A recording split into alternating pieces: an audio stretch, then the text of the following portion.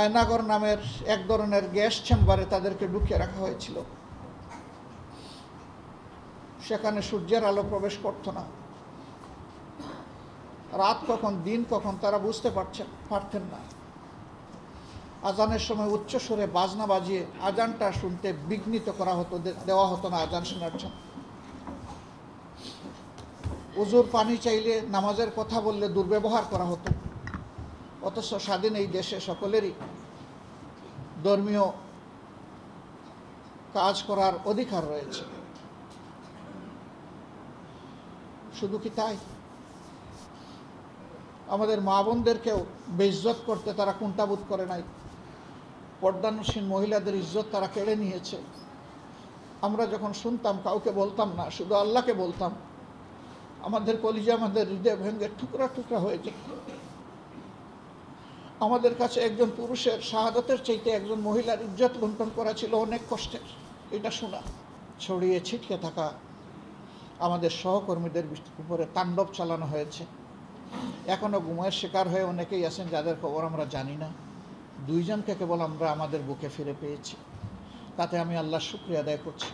আয়নাগরের কথা যখন প্রথমে আসলো অনেকে বিশ্বাস করেননি যে এটা কি একটা সভ্য দেশে সম্ভব, কিন্তু এখন বাস্তবতা প্রমাণ করে চিৎকার দিয়ে বলছে, হ্যাঁ, এই দেশে হিটলারের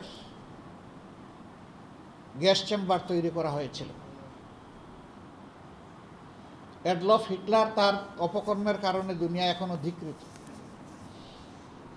যারা এই অপকর্ম করেছেন তাদেরকে দুনিয়া এবং আখেরাত 2 জায়গায় আমরা বিশ্বাস করি যে তাদের পাওনার মুখোমুখি হতে হবে। শাপলা চত্বরে 2013 সালের 5 মে যা হয়েছে তা তৎকালীন সরকারের মন্ত্রীরা নিজের মুখে স্বীকার করেছে। বলেছে এসেছিল এক রাতে সাফ, এবং গর্ব করে এই কথাগুলো বলেছে। বারবার হুমকি দিত, বাড়াবাড়ি করলে শাপলা চত্বরের পরিণতি হবে।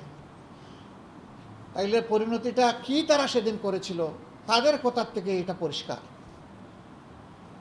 এটাও এক ধরনের গণহত্যা। একটা বংশকে পুরোপুরি শেষ করে দেওয়ার এই খায়েশ ছিল। অতীত যা হয়েছে হয়েছে, ভবিষ্যতে অবশ্যই আমরা সাদাকে সাদা বলবো এবং কালোকে কালো বলবো। সেই কালোর জায়গায় আমি কিংবা আমরাও যদি থাকি, আমাদেরকেও ছাড়বেন না আপনারা, আমাদেরকেও ধরবেন, আমাদেরকেও আপনারা সমালোচনা করবেন, আমাদেরকে সংশোধন করে দেওয়ার চেষ্টা করবেন।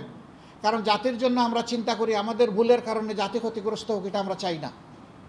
কেউ যেন আপনাদের এই সতর্ক চোখ এড়িয়ে যেতে না পারে, সেই দিকে আপনারা নিঃসংকোচে, নির্ভয়ে, সাহসিকতার সাথে মুক্ত হাতে আপনারা কলম চালাবেন, মুক্ত মুখে আপনারা বয়ান দেবেন।